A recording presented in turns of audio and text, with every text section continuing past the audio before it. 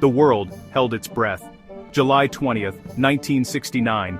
Neil Armstrong and Buzz Aldrin descend toward the moon in the Eagle. Below them, a landscape of craters and shadows untouched by humans. The stakes? Astronomical. Years of work, billions of dollars, and the hopes of a planet. But in the cockpit, there's a fourth presence, a small gray box humming quietly.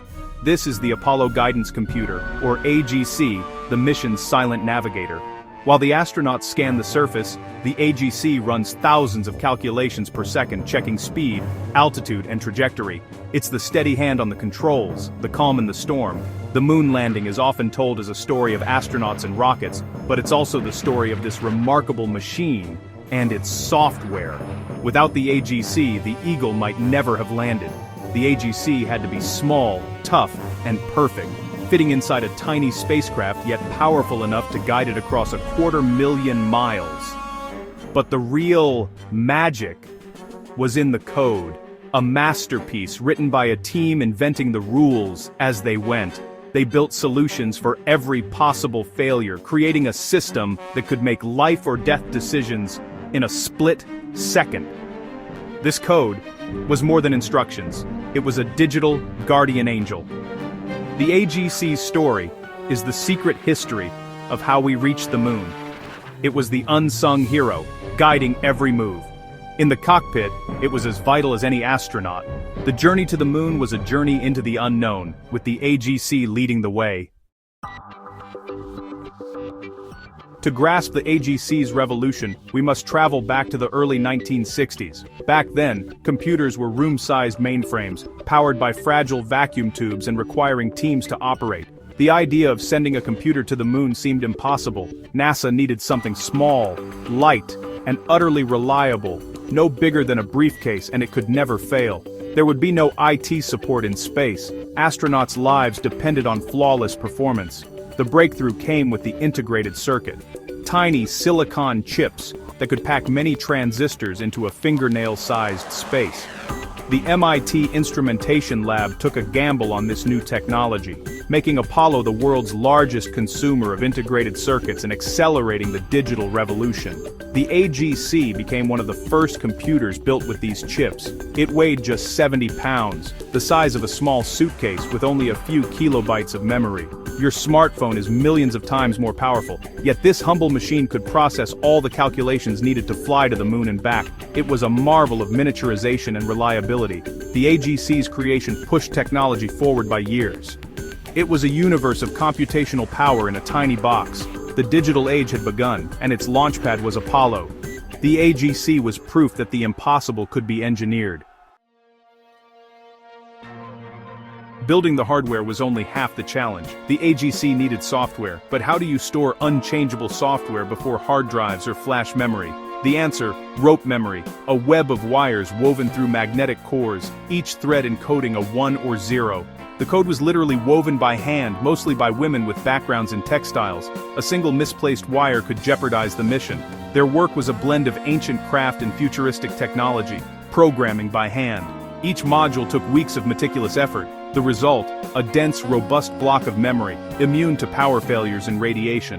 Updates were difficult. The entire module had to be rewoven if changes were needed.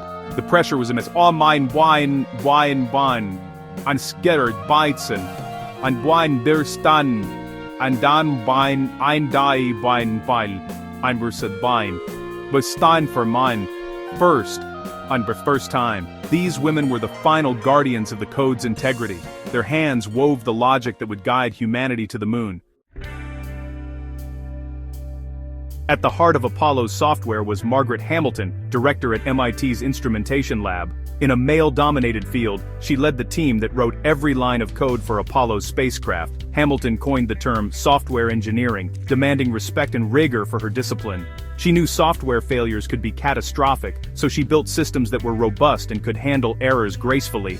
Her revolutionary idea, asynchronous processing, allowing the AGC to multitask and prioritize in real time. The computer could interrupt less urgent tasks to handle critical ones, then return to the original job. This safety net protected the mission from the unexpected. Hamilton's dedication was legendary. She even brought her daughter to the lab on weekends. When her daughter crashed a simulator by pressing the wrong button, Hamilton realized astronauts could make similar mistakes. She pushed for error-checking code, anticipating human error, a philosophy that would save the mission. Her foresight became Apollo's digital safety net. July 20th, 1969. The Eagle is minutes from landing. Suddenly, a yellow warning light flashes, an alarm sounds.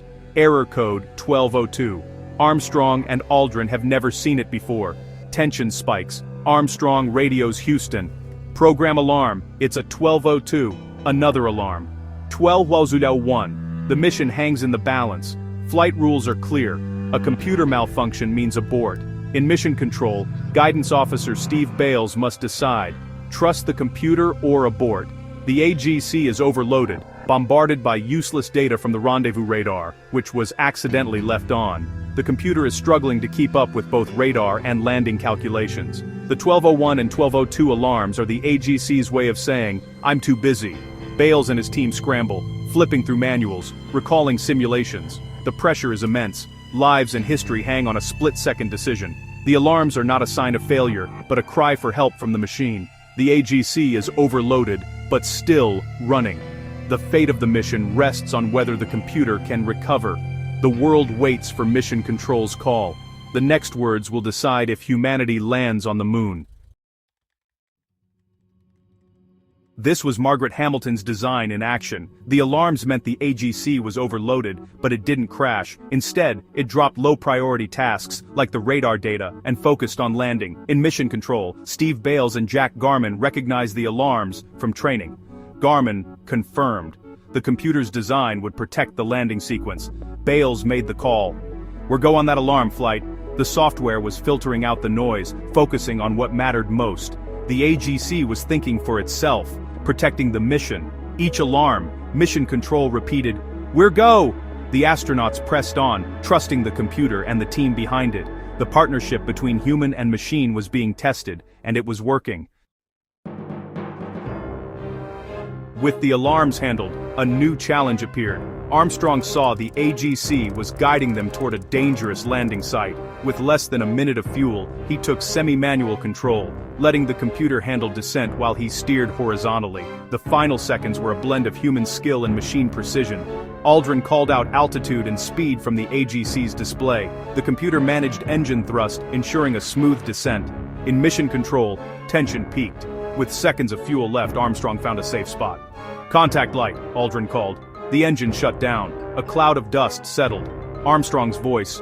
"Houston, Tranquility Base here. The Eagle has landed." Mission Control erupted in joy. The impossible had been achieved, a shared victory for astronauts, engineers, and the little gray box. The AGC had faced crisis, solved problems, and enabled the landing. The partnership worked. Humanity was on the moon. The AGC was more than a calculator. It was a reliable crew member. The digital age had truly arrived. The Apollo guidance computer did more than get us to the moon. It launched the digital age. Building a small, reliable computer for Apollo accelerated digital technology by years. Apollo's demand for integrated circuits drove down costs and spurred innovation. The software principles pioneered by Margaret Hamilton's team, fault tolerance, priority-based processing, are now everywhere. They run your car, your airplane, your smartphone. Every time your phone juggles calls and apps, it echoes the AGC's multitasking. The AGC bridged the mechanical and digital ages. It proved computers could be trusted partners in complex, dangerous missions. Its success gave the world confidence in digital computing, paving the way for personal computers and the internet. The device you're using now is a direct descendant of the AGC. The journey from room-sized mainframes to pocket-sized powerhouses began with Apollo. The AGC's legacy hums in every digital device today. Its spirit lives on in the technology that shapes our world.